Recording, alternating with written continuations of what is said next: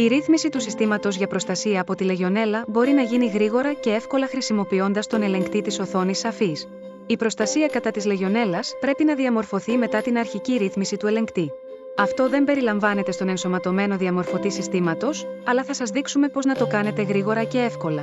Πρώτα, ελέγξτε εάν η υποστήριξη θέρμανσης είναι ενεργοποιημένη. Επιλέξτε το εικονίδιο του νερού στην αρχική οθόνη και στη συνέχεια, πατήστε τη θερμοκρασία στο κέντρο της οθόνης και στη συνέχεια, επιλέξτε πρόσθετες ρυθμίσεις, που είναι το κάτω εικονίδιο στα αριστερά. Εάν είναι ορατό μόνο το ζεστό νερό οικιακής χρήσης, ζητανίχη, υστερήση, πρέπει να ενεργοποιηθεί η υποστήριξη θερμαντήρα για να ρυθμίσετε την προστασία από Λεγιονέλα. Εναλλακτικά, εάν έχει ενεργοποιηθεί η υποστήριξη θέρμανσης, θα εμφανιστεί στην οθόνη που αναφέρεται ως απολύμανση. Χρησιμοποιήστε το πίσω βέλος στην επάνω αριστερή γωνία για να πλοηγηθείτε πίσω στην αρχική οθόνη. Από το κύριο μενού, μεταβείτε στο εικονίδιο ρυθμίσεων κάτω αριστερά, επιλέξτε ρυθμίσεις υπηρεσίας και πληκτρολογήστε τον τετραψήφιο κωδικό πρόσβασης 0000 και πατήστε Enter. Επιλέξτε τον ελεγκτή εγκατάστασης από το μενού. Κάντε κύληση στο μενού για να βρείτε θερμαντήρες. Θα δείτε δύο επιλογές με έναν διακόπτη εναλλαγής δίπλα τους.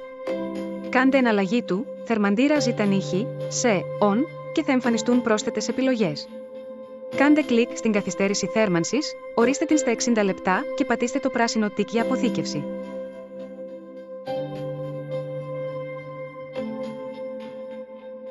Χρησιμοποιήστε το πίσω βέλος στην επάνω αριστερή γωνία για να πλοηγηθείτε πίσω στην αρχική οθόνη. Πρέπει να ελέγξετε ότι η ρύθμιση έχει αποθηκευτεί σωστά και εμφανίζεται στις πρόσθετες ρυθμίσεις του μενού νερού.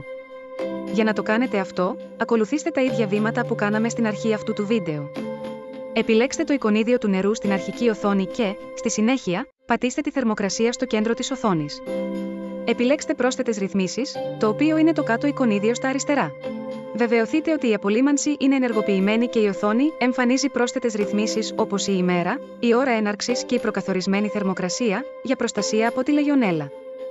Μπορείτε να προσαρμόσετε αυτές τις παραμέτρους επιλέγοντας απλώς την καθεμία.